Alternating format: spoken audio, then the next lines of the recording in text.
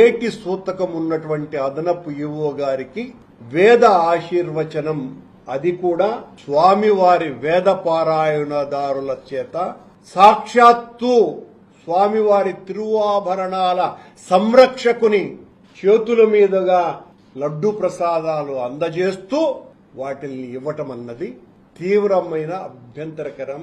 హిందువుల మనోభావాలన్నీ కూడా దెబ్బతినేటువంటి విషయం ఇది. స్థానిక దేవాలయాలలో భక్తులు పెరిగిపోయినారు, వాళ్లకు అన్న ప్రసాదాలు కూడా లభించటం లేదు అని తెలుగుదేశం పార్టీకి సంబంధించిన అధికారిక పత్రిక ఈనాడులో ఈ మధ్యన ప్రముఖంగా ఒక వార్త వచ్చింది. ప్రసాదాల దిట్టం పెంచటం లేదు అని. తమరు అధికారులకు ఈ రకమైన ఊడిగం చేయటం మానేసి ఈ దిట్టం పెంచేటువంటి కార్యక్రమం చేయమని సవినయంగా నేను బిఆర్ నాయుడు గారికి విజ్ఞప్తి చేస్తున్నా.